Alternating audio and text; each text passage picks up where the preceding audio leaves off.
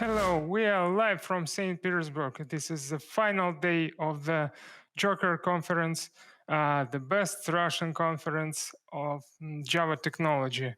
And this is the final slot of the final day. And well, every good thing tends come to an end, and this conference is not an exemption. I really enjoyed the conference as always.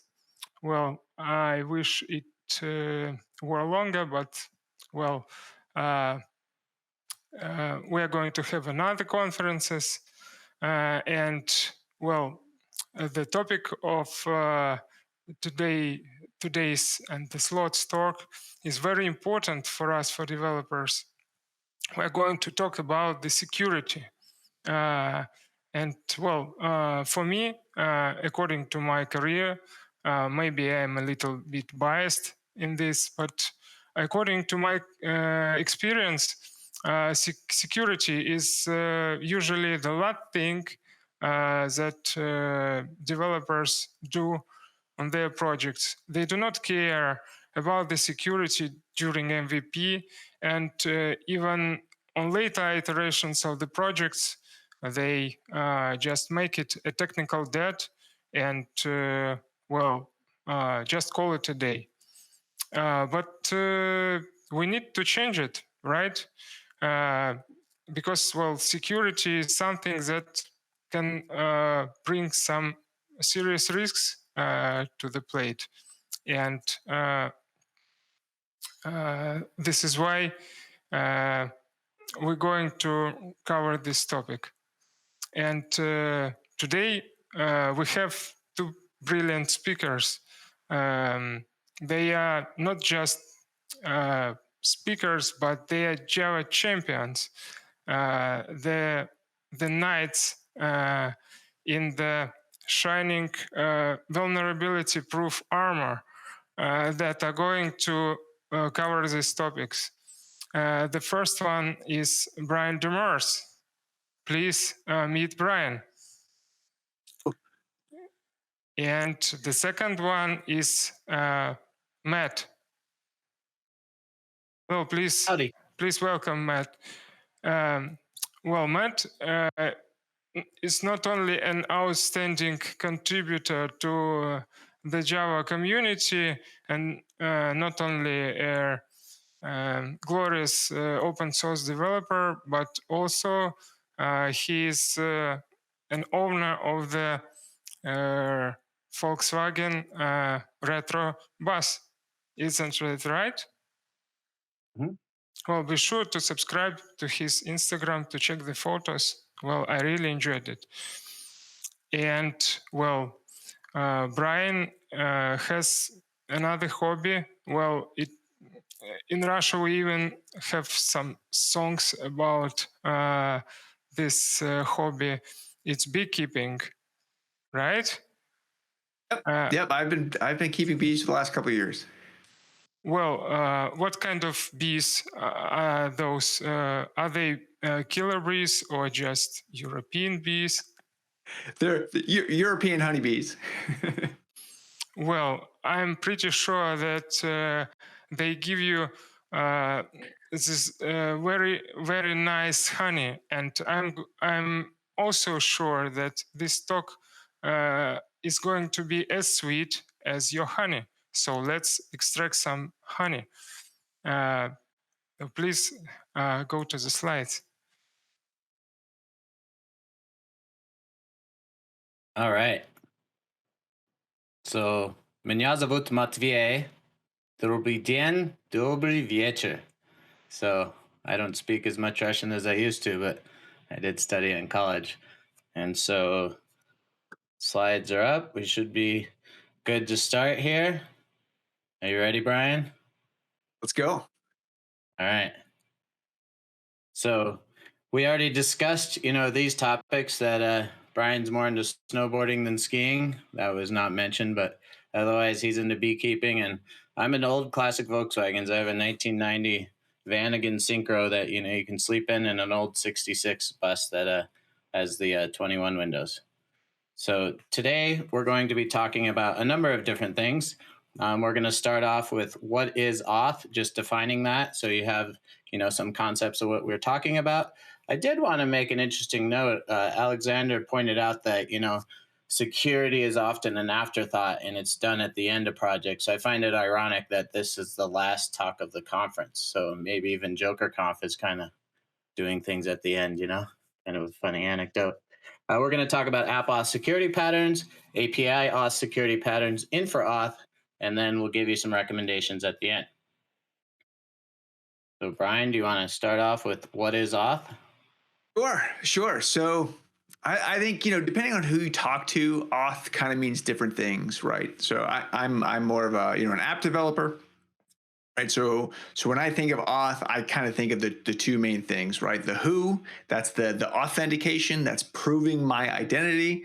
And I also think about the authorization, that's validating some sort of access. That's the what, right? So the example I like to give is I show up at Matt's door. Maybe not now because of COVID and we're hours away from each other, but I show up on his door, right? Matt looks through the peephole and he identifies me, right? So he's authenticating me. He opens the door, he lets me in, and he invites me to sit on his couch, right? He's authorized to let me do that, right? But he's probably not going to authorize me to go through his cupboards and his fridge, or I don't know, he might. But just like this, our applications, need to be aware of overall security issues, right? So if Matt leaves his house and he leaves a window open and I climb in, I can do it whatever I want, right? So I've bypassed all of his security. So our apps need to have good security posture, and we need to make sure we're protecting everything, from the front end all the way down to the infrastructure. So why should the audience care? That's a great question, Matt. You want secure applications, right? I mean, of course you do. So Matt and I have been developing software for, I think, more than 20 years at this point. Many of those years have been sort of in and around the security space. And we like to think we know what we're talking about, but at least our employer, Okta, hasn't fired us yet. So at least, we have that going for us. But, when I started, I'm sure it was the same for you, Matt. If you were going to deal with some sort of users and auth, that sort of meant storing passwords in a database. And fast forward to today, and we know that's kind of a bad idea. We've historically done a terrible job at it. Right. And me personally, I used to develop apps as an independent consultant for many clients, and I would always use some sort of database authentication. And so a lot of this talk is things that Brian and I have learned throughout our 20 plus years of development. And we might not be experts on every topic, but we are on a few. So one of the things we like to start with is a brief history of auth, just because it's been around for a while and, different things have happened over the years. So I don't know if you knew this, but the first password ever was invented in the 60s. It was at MIT, and it was their CCST, their compatible time sharing system.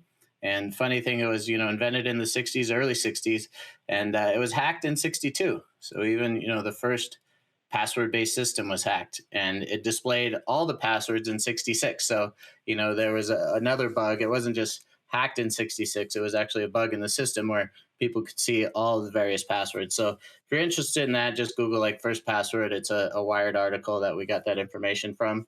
And then the 70s came along, and RSA was introduced. And so one of the cool things about RSA and hash passwords was it allowed public key cryptography. And so before that, I don't know if you know this, but cryptography has been around since, the Middle Ages, way back, hundreds of years. And a lot of times people had, a book that would match, these specific letters to something else. And so, basically you had to have a conversation with someone to know what that translation was. Well, public key cryptography allowed you to get around that and actually, use a public key to decrypt things.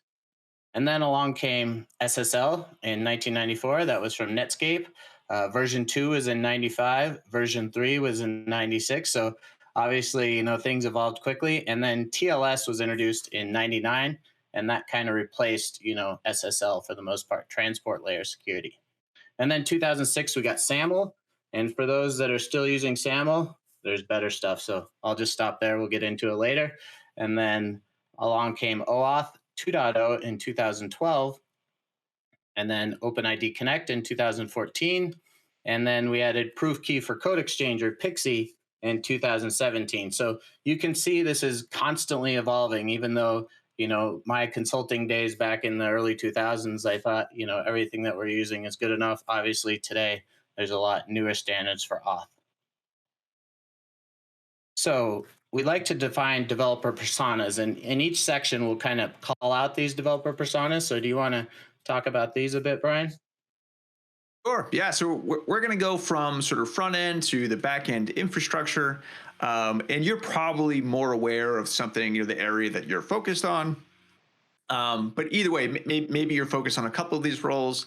But either way, I think it's important to know sort of some of the boundaries and the limitations of the sections you're not using, right? So, for example, just thinking about the ability to store a secret, right? So we know that front end applications, mobile apps, you can't ship a mobile app or a front end app with any kind of secret, right? Because you can look at the source code, or for the a web page, you can just view source, right? Backends, they can keep secrets, but you still need to make sure that you don't log them, you don't leak them anywhere. You probably have a log, downstream like log aggregation service or something. So those secrets are long gone if you stick them in your logs, And then, your ops folks, whatever you're using to automate your application deployments and everything, you need to get those secrets to your application, right? So they need access. They need to be able to move them. And then the security folks are probably a little paranoid. They're kind of like, what do you mean you have access to those secrets? So as we go through, we're going to provide some recommendations along the way for each one of these stacks. All right, so the first one is going to be app auth security patterns, and this is the one that personally I'm probably the most familiar with. Also API patterns, because this is kind of, the front end developer and the app developer, and then the API is more of a back end developer. So, we'd like to point out that we're talking about auth security patterns. So there's overarching security patterns you should worry about besides auth. For instance, always use HTTPS, scan your dependencies for vulnerabilities, and keep your OSS frameworks updated. So those we're not really going to talk about, because you should already be doing that and should already be aware of that. And it's not really related to auth so much. So the following patterns apply to the app developer persona. And the first thing I like to talk about is what kind of apps we're talking about. So specifically, we're talking about web apps, single page apps, or SPAs, right? SPAs, and mobile apps. And a web app is quite different from a SPA or a mobile app, because when I say a web app, I mean traditional MVC apps like you might create with Struts, Spring, or even JSF. And a SPA means a single page apps that are built with JavaScript frameworks like Angular, React, and Vue. And so even if you're using those frameworks and doing server-side rendering, there's still a SPA in the end, because once it's rendered, chances are it's still JavaScript doing all the interactions. And so, it doesn't get its HTML from the server after the first request. And mobile apps are those that are deployed to phones and tablets. So the first type of pattern we want to talk about is HTTP basic. You want to take this one, Brian? Sure. Yeah. So this was actually really common when I started out. I'm guessing it was it's the same for you, Matt. But it's easy, right? So if you've never seen basic auth, this is literally built into your browser. That means I don't have to write any front end code, which is great for me. I'm more of a back end developer. But with that, there's a lot of downsides, right? So because it's built into my browser's caching my credentials. There's really no way to log out. And there's no options for other types of credentials or MFA or your second factor auth. And it comes to find out like it's pretty easy to do this wrong. See, it's wrong. So the username and password, they're just encoded. They're not encrypted. So this means you need to make sure you're using TLS to secure the connection, which you should be doing anyway. We'll get to that. And it also means that your applications are handling passwords directly, which we've already hinted at is not a great thing you want to do. So Matt, you probably think this is a bad idea, right? I see the X up on your screen. Yeah, I mean, handling passwords, you always want someone else's throat to choke, right? You don't want to be responsible for passwords. Yeah, and it's probably worth noting too that this basic auth isn't going away, right? It's still used as part of the foundations of OAuth, but it's used in a very specific way, and it's not really used through your browser. Right. And so the second pattern we want to talk about is form-based authentication. So when I was first developing, way back in the 90s, like I was using basic auth because I thought it was so cool. Like it was sweet that you could just implement it and it would pop up that dialogue and you're like, I'm done with my login form. But then, product managers and people that cared about what things look like got involved and they were like, can you make that form look like the application? Like we don't want it to pop up and we want people to be able to log out. So then along came, form-based authentication. And, there's also this notion of embedded auth. So we've seen this with our company and many other companies that if you're embedding some sort of widget into your page, it's kind of like form-based authentication because you can actually get those credentials, right? There's nothing stopping your application from, modifying or talking to those credentials. So, have you ever noticed like some of the biggest auth providers out there don't have widgets? Google and Facebook, for instance. So that's something to consider. And, a quote from our friend Keith Casey is login pages don't earn raises. So, we don't recommend this pattern either. And if you're using form-based authentication, it's highly likely that the hosting app, right, can access those credentials. So this is bad for your users. You want your users to actually not be giving credentials or exposing their credentials to your app. And now SAML. Back to you, All Brian. right. So yeah. So back in the early 2000s, we put XML in everything we could, and it was glorious, right? So fast forward today, and we're using YAML everywhere we can, right? So we're sort of in the same problems, just different options here. But anyway, so it turns out this wasn't a good idea in this case. SAML, it's complex. There's a lot of surface area, and that means there's been a lot of vulnerabilities. So we've learned a lot since SAML was originally created. I think Matt said SAML 2 came out in 2006. The original SAML was, I think, 2003. So it's been a long time, almost 20 years. But in the almost 5 years that I've been at Okta, I actually haven't had to build anything with SAML. So OAuth 2 and OIDC have filled all the use cases and then some. Right. So we get a lot of comments from developers saying, I need to use SAML because I'm already using SAML with my other apps. And my argument is saying we've always done it this way is not a security argument. Right. So yeah, just put an X on that too. So if you're already using SAML, that's fine. Make sure you keep your libraries up to date, and then as you move forward with other applications, and you learn how to use OAuth and OIDC, maybe come back and update those things later. Good point. So our next one is JWT authentication, and JWT stands for JSON Web Token, aka JOT. Right? It's actually in the spec that's how you pronounce it. Unlike GWT and GWT, like no one ever said you're supposed to pronounce it GWT, right? So JOT, they actually put that in there, and a JWT has a header, a body, and a signature separated by dots. It's defined by a spec, good old RFC 7519, and it has so many issues that a new spec 8725 was created in February 2020 to list the best practices. And it lists 9 different threats and vulnerabilities. One of the biggest ones is the header. You can actually have a type of none for the algorithm. So that's obviously a bad idea, because if people want to be spec compliant, they have to actually support, that algorithm of none. So that's why that new 8725 RFC was created. And what I've seen with developers is a lot of times they want to use JOTs as a replacement for sessions. And so it's actually a terrible idea, because in one sense, they're like, we can scale better if we don't have sessions, but sessions have been around for 20 years and they've worked just fine for even huge companies that have scaled, as much as they need to. And so, making your app stateless with JWTs is typically a bad idea, especially if you're stuffing state data into those JWTs. So it isn't really auth. It's just a format for transferring data, but it's definitely one of the hot topics that we see among developers being like, I want to use JWT authentication. And so, you can, there's a website called How Many Days Since JWT Algo None VUNLN.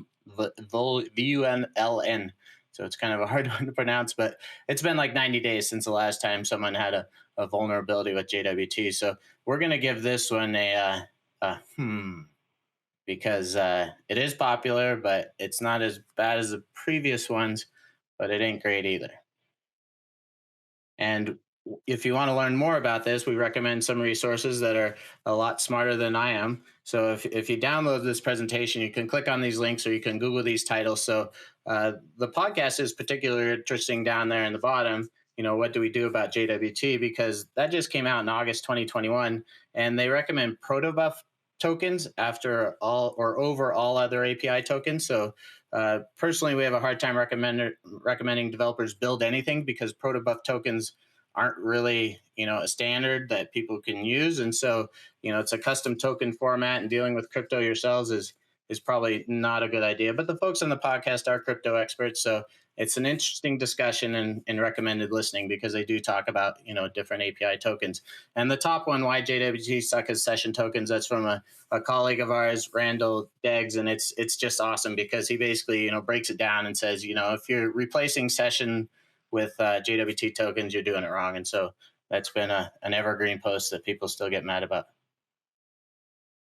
Now on to OpenID Connect, Brian. Yeah, so Matt and I spend a lot of time talking about OAuth and OIDC, and you'll probably hear us say this many more times throughout this talk. But the TLDR is that OAuth is an authorization framework. Remember, that's the what I have access to. And then OIDC sits on top of that. That's OpenID Connect. And that's an extension that adds the authentication bit. That's the identity. That's the who. So anyone that's watching this talk actually used OAuth to log in, right? That's your typical, sign in with Google, Facebook, whatever, or the conference website. I think there was 3 options. They were all OAuth based. You click sign in, right? You get redirected to some sort of login page. You type in your credentials. You hit submit. The identity provider validates that, and then Flow sort of returns back through your browser to the conference app. And then this is the important part. So the conference app then finishes the validation of that request with like a REST request in the background, right? So that's how everything is sort of tied through. And the best part about this whole thing is that the conference application never had to touch my password, right? So only the identity provider and me have seen my password. They validated it, and then I can move on, and the application doesn't have to worry about those concerns anymore.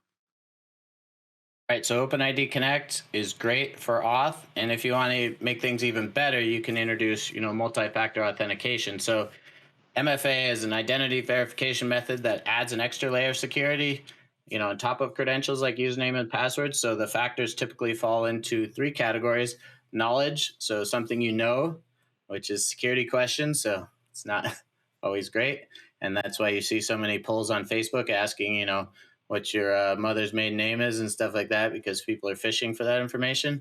Possession, something you have, like a phone or a YubiKey or, some sort of security device like that. Or inherent, something you are, biometrics, right? Face ID or Touch ID. And so, the interesting thing about MFA is it can also be very difficult if you don't set it up properly. For instance, my dad invested in Bitcoin, I don't know, 10 years ago. And, he didn't buy that much, like a couple $100 worth, and he had it in Coinbase, and they enabled MFA by default. And so he entered his phone number for that MFA, and his phone number was a landline. And so I think after a month or so of that not working, he got him to change it to his cell phone. But his cell phone didn't work at his house in Montana because it's remote. So he could never get those text messages. So he wasn't able to access them for months because of, multi-factor authentication and the whole SMS thing. So, try not to use SMS if you don't have to. Apps like Google Authenticator or Okta Verify are best because those are typically on your devices. And Okta Verify, like I have it right now installed on my phone, my iPad, and my laptop, and it just works. And it even has a feature called FastPass where I don't even need a password anymore. So it's pretty slick what you can get done with MFA. There's also one-time passwords, right? Those are usually to an email, also called OTP. And 1Password you can actually use an MFA device. So you can store your OTPs in 1Password and then use those to log in. So, speaking of 1Password, make sure when you're developing these apps that we're talking about to make it so people can use 1Password or another password manager with them. Because the worst thing is when you can't actually, populate it, when you have to copy and paste it, or you can't copy and paste it, so you have to type it in, or even worse, if the form doesn't detect that you've entered anything because you've done it from 1Password. So those are definitely things to keep in mind, because you want to encourage your users to use, something like 1Password. Speaking of passwords, Matt, Yeah, what's better than passwords? no passwords. No passwords, right? So passwords suck. We've mentioned this a lot of times, that you don't want your applications touching, the user password. Come to find out, users don't want to touch passwords either, right? So I was playing a mobile board game with my folks recently. I do this a lot, with COVID lockdown, trying to stay connected. I was playing this game called Ticket to Ride. My parents they're huge fans. But anyway, so we log in and come to find out they couldn't actually get in. So both of them had forgotten their passwords. They couldn't reset their passwords on their tablets. They had to go to different devices. Anyway, the whole thing was a nightmare. It took over an hour to get the thing sorted out and resolved. And I don't even think we ended up playing the game that night, right? I just went to bed frustrated. The son is the IT guy type role, right? I'm sure many of you have worn that hat. Anyway, it's a long way of saying passwords suck. The alternative is some sort of passwordless option. Matt just mentioned, Okta sort of brands this as FastPass, but there are other options too, like magic links. If you've ever logged in with Slack using a magic link, they do a great job. There's a bunch of other sites like groups.io, StreamYard. They use them too. And then there's other options, like Matt also mentioned, YubiKeys. So there's FIDO2 devices that use biometrics and Touch ID and Face ID. There's a whole bunch of options now that you can give your users that are better than passwords. All right, so we've talked about a number of different security patterns for app auth, and now we like to rank them. So in rate them, you'll see here we gave 1 star to HTTP basic or embedded auth or form-based auth, with widgets kind of thing. SAML and JWT are better than that, but still not great. OIDC, MFA, and passwordless are patterns of choice. And so, do you want to talk about the tired and wired, Brian?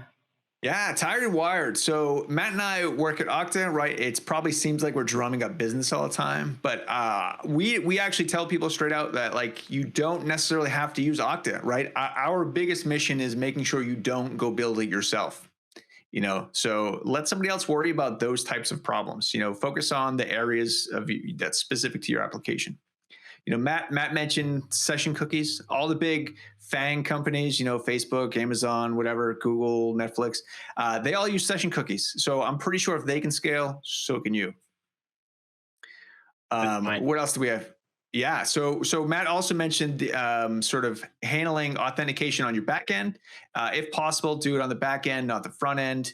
If you have to deal with auth from a SPA or mobile app, that's fine. But there's a deprecated OAuth flow called the implicit flow. You want to avoid that. Matt mentioned Pixie. That's kind of the replacement for that. And the last tip I want to leave is don't put sensitive data in your URLs. So, those things get added to request logs, your browser history, they're everywhere. Even the Java servlet spec still supports adding the session ID. You may have seen the J session ID in your URLs, right? So turn that stuff off because you don't want any of that in your URLs. Yes, very true.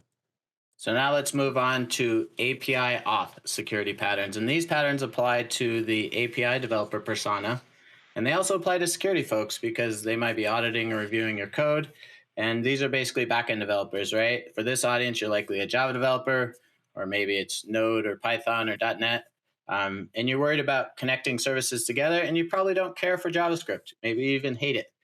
You think SPAs are the worst things ever happened to web development and long for the days of Spring MVC and Timeleaf.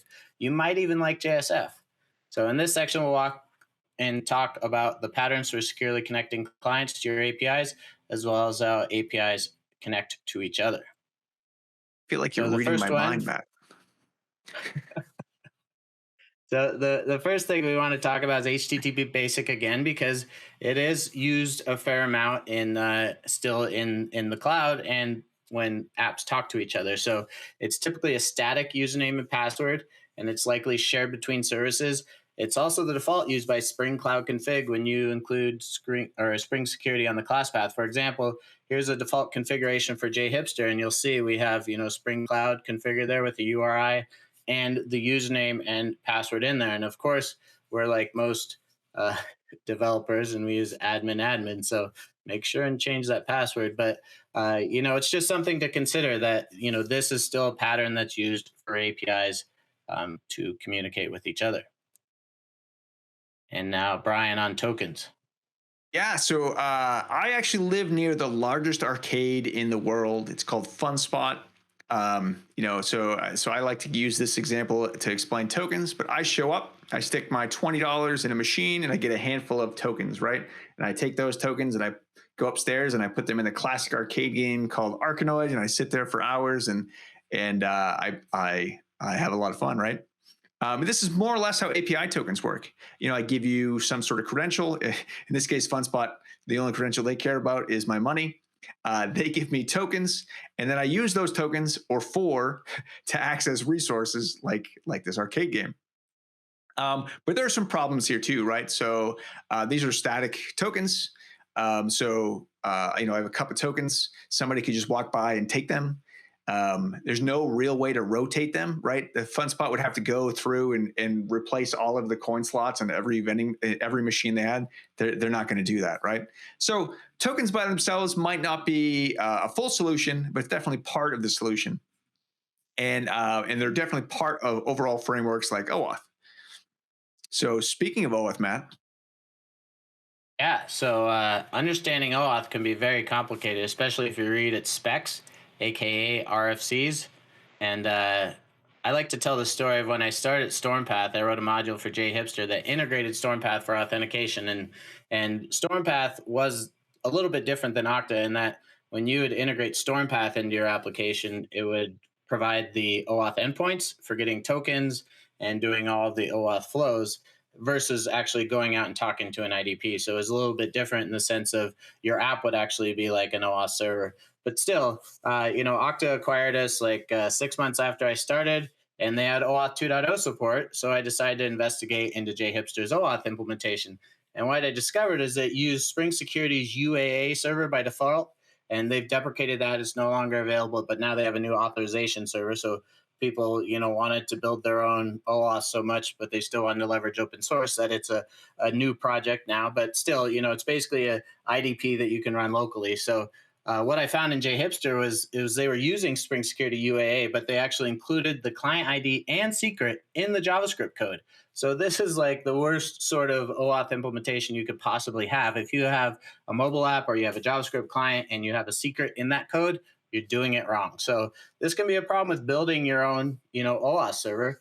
And it worked, but it wasn't secure at all. And so, basically the core OAuth spec, RFC 6749, isn't even called a specification. It's basically a framework that you can use to build specifications from. So how complicated is that? So when OAuth 2.0 was published in 2012, the iPhone 5 was brand new. And the latest Microsoft browser is IE9.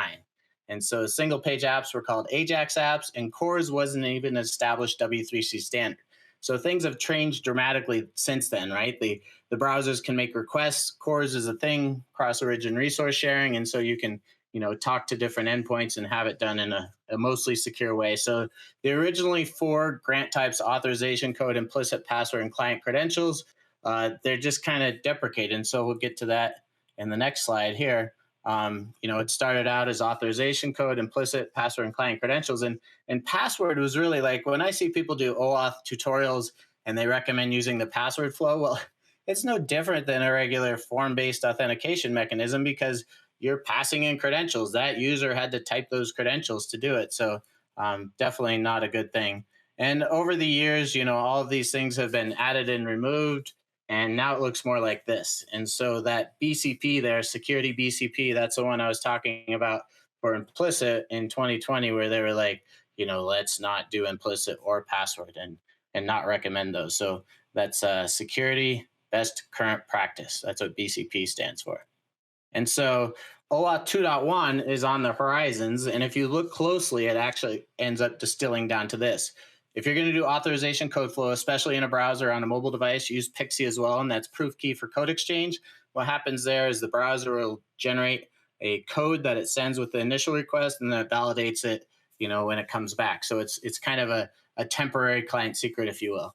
And then there's also client credentials. That's for server-to-server communication. And then the device grant, which means you can actually authorize a device, to make requests on your behalf. So that's how our FastPass product works.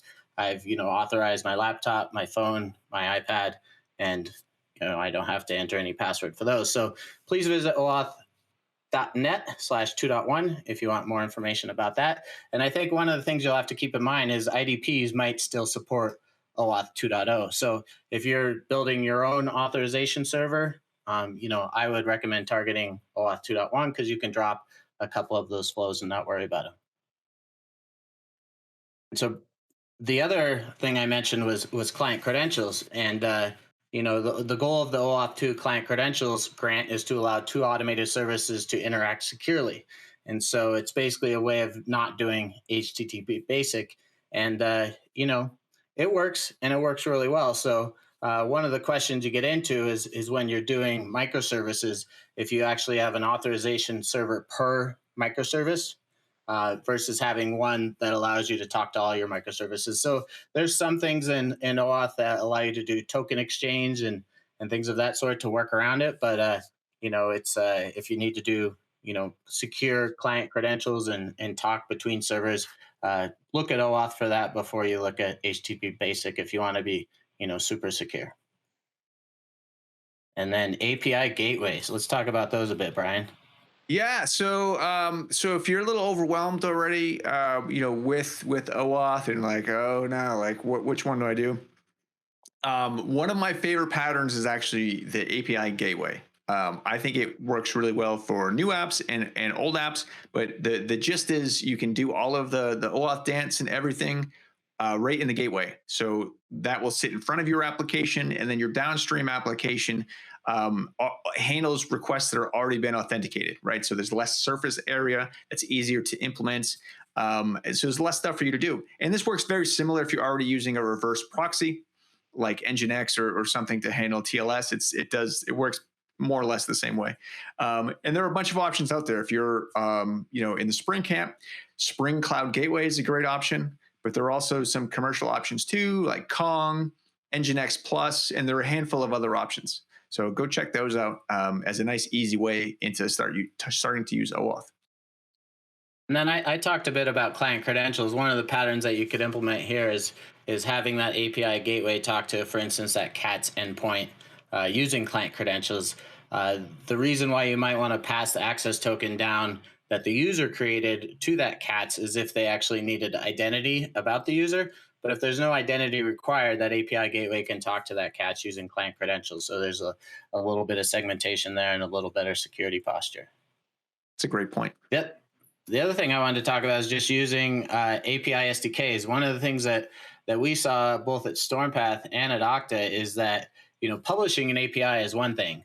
Like publishing SDKs to use that API is a whole nother thing. And that's what developers really love. Like just publishing an API means that someone's got to figure out how to use Spring's REST template or another internal library to do HTTP for that language and learn more about OAuth. Versus if you just use an SDK, chances are you just need to configure like an API key or maybe do an initial OAuth dance or something like that. And then you're good to go. And it's often a lot easier when you use SDKs. And so this graphic has nothing to do with SDKs, but I like the logo and I love SDK, man. So if you're using multiple Java versions and switching, out during the day, then check out SDK, man, for that.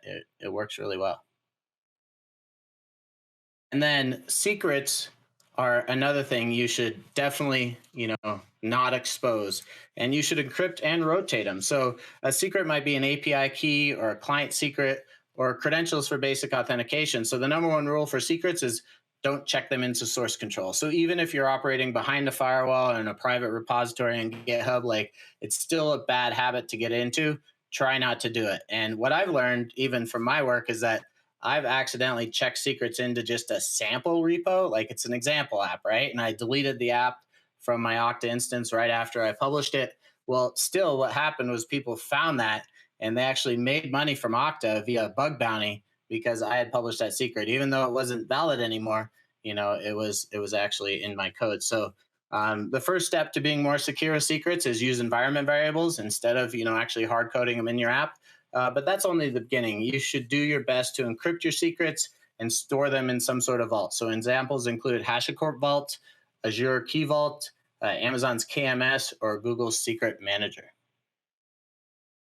And now, what about role-based access control, Brian?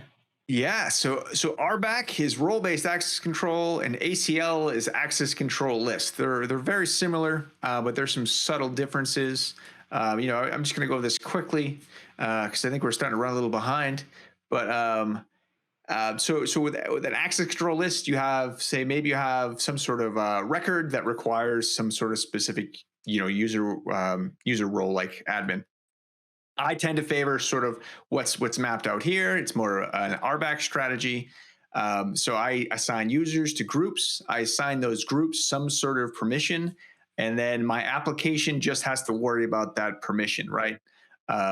Or privilege. So in Spring Security, if you're using Spring Security, those actually map back to something called an authority or granted authority if you're looking through the code base.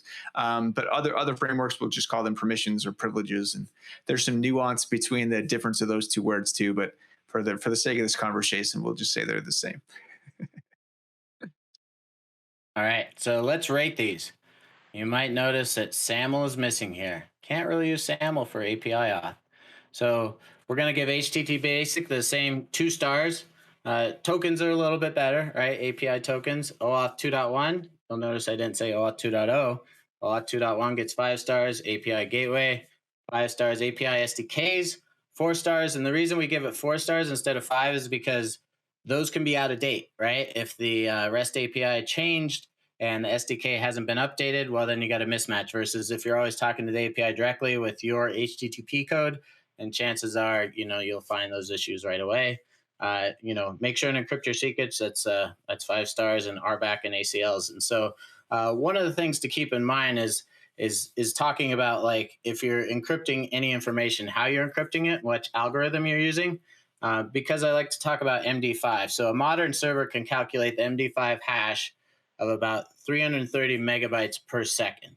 And so if your users have passwords which are lowercase, alphanumeric, and 6 characters long, you can try every single possible password of that size in around 40 seconds. Every single one. That's not very long, right? Versus using something like bcrypt instead of MD5 with a work factor of 12.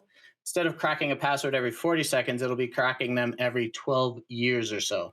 So it's important to realize which encryption mechanism you're using. And also, one nice thing about OAuth is if you're using tokens and you're actually bcrypting those, it's going to take a little while to unencrypt it. And so if you're using something like OAuth that's a little more standard and just has regular opaque strings or JWTs, that's going to be much faster for something like Spring Security to process.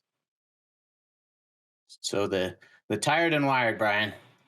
All right, so we mentioned this. Matt's actually mentioned it a couple times already, but I really feel it's worth repeating specifically here is don't build things yourself, right?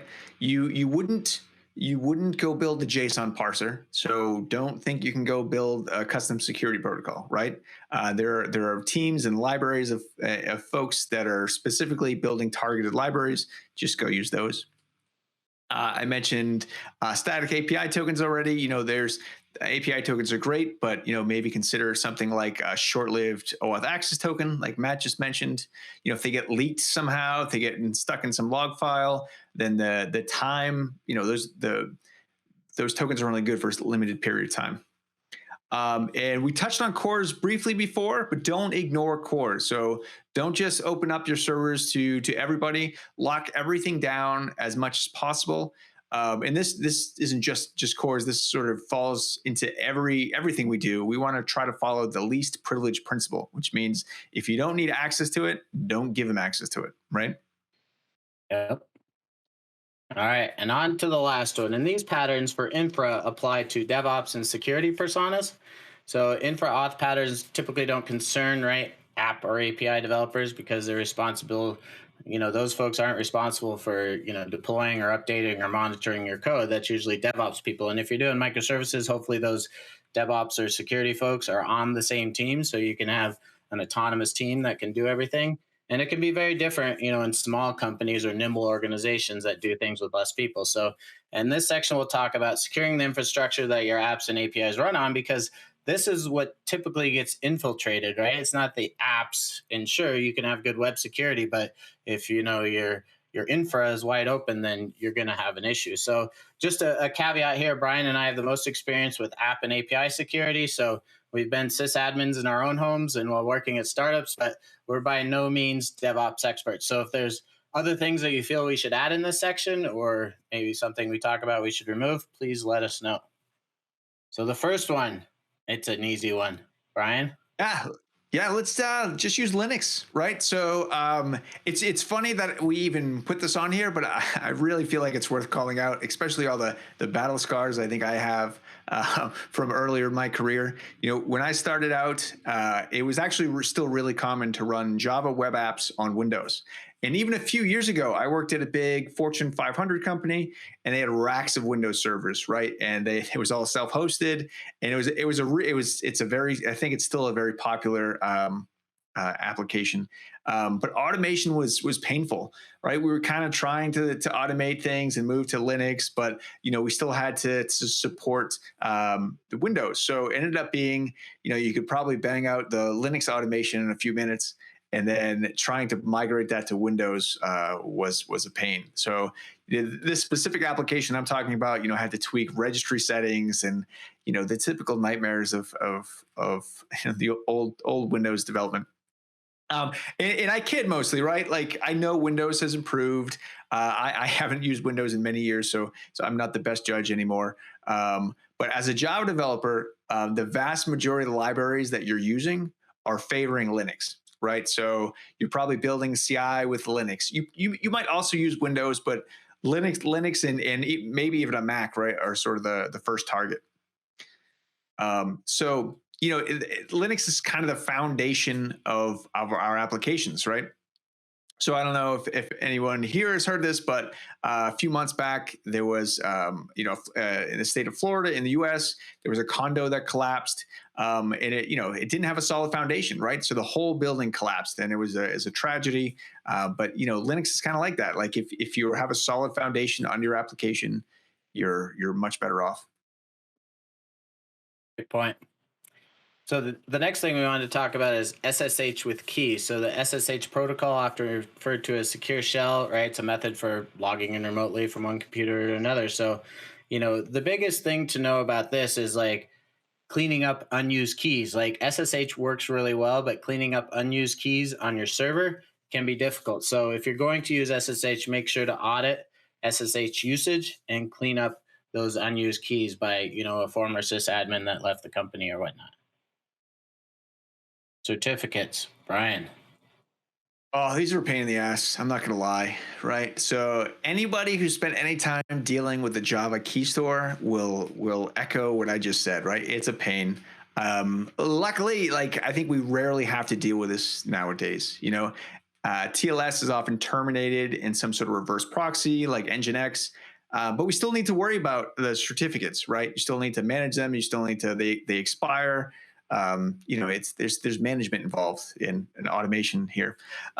They used to be expensive, and that we only had to do them every 3 years or so. I forget what the old expiration dates were now, and we forgot about them. Right? How often have you gone to a website that has an expired certificate? Right? Hopefully it doesn't happen much anymore. But you mean I see Matt laughing behind the scenes here, so I know he's been to one recently. But Let's Encrypt actually changes all this. So, it's built into a lot of the services we use. It's easy. You're sort of forced to do the automation. You rotate your certs every 2 to 3 months. It's built into things like Heroku. You can deploy an application, set up a custom domain, and use TLS all in about 5 minutes, right? That was unheard of, even 5-10 years ago, right? So other things worth mentioning, I think some of the best changes to the web in the recent years were the fact that browsers now mark non-HTTPS pages as not secure, right? So that sort of helps the user to know that those pages are not protected. And the certificates are now limited to 1 year, right? So again, you're sort of forcing people to go through the process to update their certificates more frequently. And that also sort of helps force automation, right? Because it's a pain in the butt to do it. You want to script it, you want to automate it, which means you forget about them less, and hopefully your applications never have an expired cert anymore. Right, and another thing that we've seen is you can actually use a tool called MakeCert, so MKCERT. If you Google for it, it'll come up with the GitHub repo to actually make the local certificates painless, so you don't get like a browser other error as well. So if you want to go full bore, you can always use HTTPS, and that's a way that you would never worry about HTTP getting into things. Absolutely. The next thing we want to talk about is SSO for servers. So this is a pattern that the traditional options are Active Directory or pluggable authentication modules, PAM for Linux, and vaulting, right? And Active Directory is out because we recommend Linux, right? And then PAM, those modules have been around since 1997, and it's one of those things that I originally taught. It originated from Sun Solaris. And so it does appear that the first enterprise usage and popularization occurred there. And so as the A in PAM indicates, it's about authentication. And so when you log into a system via console or across the network with SSH or Cockpit, like PAM is involved. So it doesn't matter if the user's accounts are held locally or in a centralized location. And so, it's a great pattern that we recommend. And then we did talk about scanning for vulnerabilities. And since we're talking about infrastructure, we thought we'd throw this in there. You want to take this one, Brian? Yeah, so somewhere along the way, we got pretty good, at managing servers, right? Updating patch Tuesdays and all that, right? But when we moved to containers, we just lost that, right? So we sort of forgot that those things are our infrastructure, but that's not the case, right? So we still need to make sure those are updated.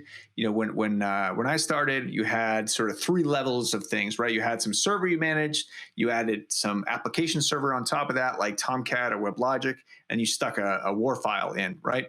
And then we sort of got hip, and then we switched to embedded apps. So we have, we still have those servers, and then you have everything all in one jar, like Spring Boot application or Uber jars or whatever. And then we sort of moved to containers, right? So it's one thing I have to deal with, but it's still you still need to scan your applications. So there are a bunch of tools that will help with this. Sneak actually powers Docker Scan. Red Hat has a tool called Claire, and Dependabot can help you keep everything up to date. And then, just general advice: keep your containers small. If you don't need it, don't include it. Keep everything. Think about security at every layer of your application. Right, because if your base layer is insecure, then your app or your API aren't really going to help. So another thing that we like to mention is, know your cloud and cluster security. So if you're using Kubernetes, you'll want to know about this stuff, right? Buying a box of DevOps is not good enough. And so you can think about security in layers. The 4 C's of cloud native security. This is from, the Kubernetes.io site. Is cloud, clusters, containers, and code. So each layer of the cloud native security model builds upon the next outermost layer. And so the code layer benefits from strong base, right? The cloud, cluster, and container layers. And you cannot safeguard against poor security standards in the code layer or the base layer by addressing, security at the code level. So, you can see that link at the bottom there, that security/overview. To look at the security docs for the various cloud providers like Alibaba, AWS, Google Cloud, IBM Cloud, Microsoft Azure, and VMware vSphere. And so just some, Kubernetes tips is, scan and update your Kubernetes YAML when you can. I mean, we're in YAML hell these days, but it was XML hell, and I'm sure in 10 years we'll have some other hell that we're dealing with. But update the API version. A lot of those Kubernetes YAML files, you might be using a beta or an alpha, nomenclature in there. So check if there's an actual release version. Create PRs for outdated YAML.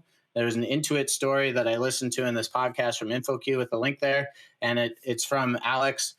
I'm not going to try his last name. It starts with an M, but he works for Argo CD, or he works on Argo CD, and he talks about how, they actually have automated things that create PRs to update the Kubernetes YAML.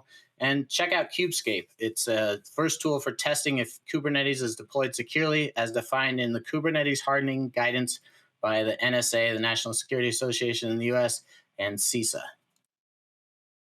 And then encrypting your Kubernetes secrets is important. Kubernetes secrets are typically just a base 64 encoded string. So you can see even Jay Hipster here creates that and then puts the encoded version or the unencoded version in a comment. So, use something like KubeSeal to make sure that, you're actually encrypting your secrets, your Kubernetes secrets, instead of just, doing it like this. And of course, you can use external providers like HashiCorp Vault or Google Secret Manager. But you should also know that there's a 250-page Manning book just on securing Kubernetes secrets. So it's a very wide topic.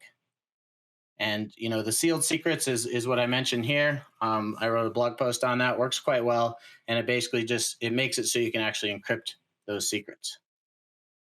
So Brian, this is an important slide here.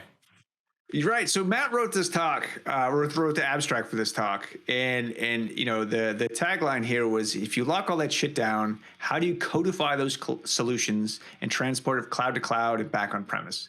Well, the real answer is it's hard, right? There's no one size fits all solution. So it's hard to recommend a specific option. But kidding aside, right? So there's a recent podcast with Mark Shuttleworth from Canonical and Kelsey Hightower of Kubernetes fame. But Kubernetes is basically abstracting away the OS, right? But we're not really quite there yet. We're working on it, and it's a lot of work, and it requires even more YAML, right? So I put this picture in here because this is a Tesla factory, and anyone who follows Tesla knew that they had a ton of automation issues early on. They had to basically rip things out, put things back in, give more space. It was a nightmare. But the idea is that once they get everything all lined up, they can push out cars like there's no tomorrow. So you want to be able to do that with your applications, right? So move to the next slide there, Matt. But you want to automate everything, right? So it really doesn't matter what you're using, right? If you're using Terraform, you can definitely use Terraform to spin up your clouds and manage all your cloud infrastructure. But if you're managing servers with Puppet or Ansible or whatever, that's fine too. But automation is the key to your security. So every day there's about 50 new vulnerabilities reported, right? Those are the reported ones. Those are the ones that actually go reported. There's probably many more that don't get reported. So we need to make sure we can update and roll out our infrastructure and our applications, including testing quickly. Right. So how long does it take you to roll out a change to your infrastructure or your app for that matter? As soon as you get notified there's a vulnerability. The vuln might be small, might be some sort of minor thing you don't really care about, but it could be something major that will affect your customers. And Matt mentioned this with personnel changes too, right? So you have SSH keys. If somebody leaves and their SSH key is stuck on a server somewhere, you need some automation to deal with that, because that's a huge potential issue of, if that person is upset with the company or disgruntled in any way, you're in trouble, right? And there are on-prem solutions for all these cloud options too, right? So Okta has Okta Access Gateway. You can help punch holes through firewalls and manage things on-premise. Our sister company, Auth0, has private cloud deployments, but most vendors have some way that you can test your applications, on-premise or whatever your CI infrastructure is. So on to the ratings. Keep in mind, we don't pretend to be experts on infrastructure. That being said, we do have a lot of colleagues that are, so we did ask them about, some of these things and got their feedback. So Linux 5 stars, SSH with keys, 3 stars only because of the auditing that you need to do. certificates are, pretty nice, and SSO for servers is a great thing because then you don't need to manage a separate key store or a separate credential store. Scan your Docker images, 5 stars, encrypt your Kubernetes secrets, and don't just use Kubernetes secrets, but actually encrypt them and automate your infra. We'll give both of those 5 stars. So I'm just gonna. We only got like 0 minutes left, so I'm just gonna rip through the last ones here.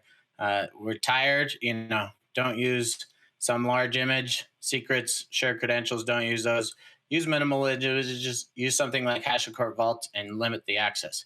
And so the action, use these well-known open source frameworks like Spring Boot, Spring Security for APIs and apps. Like JHipster's got a ton of this stuff built in by default. And look at something like Secure by Design. It's a great book that really shows you how you can do it in your code. And how to test for lack of patterns, use securityheaders.com. You notice that even JokerConf needs some work there. Hire some pen testers. Use an implicit detector in your browser so you can see when companies are using that. And use all these various tools to actually test your app and see if they do have vulnerabilities. And Brian, did you want to talk about OWASP, or should we just move on? Well, I think we're heading into our sort of our question time, but briefly let's cover it. So OWASP is great. There's a ton of resources over there. There's a top 10 list that actually just got updated. There's tools like Zap, Z Attack Proxy to help you discover issues with your applications. There's a whole cheat sheet project. So if you're working on something like GraphQL or Docker or trying to prevent denial of service attacks, they have a cheat sheet specific to that. Even one for Java serialization issues. And there's a intentionally vulnerable app called the Juice Shop project that you can go hack on and try to figure out how to get your way past those issues too. So going to the next slide there, Matt. The OWASP top 10 really hasn't changed much. It actually did change a couple months ago, but it is mostly just got reordered, right? So SQL injection is still sort of at the top of that list. It's number 3 now instead of number 1. But it really sort of hints that we're doing something wrong fundamentally, and we need to do more in framework levels. We need to make sure our applications are secure by design. Absolutely. And so you can follow our blog at developer.okta.com/blog. We post all kinds of, blog posts and tutorials about these subjects. Follow us on Octadev. We're on Twitter, GitHub, and YouTube with that same handle. So that's pretty slick. And thanks for attending, and may the auth be with you.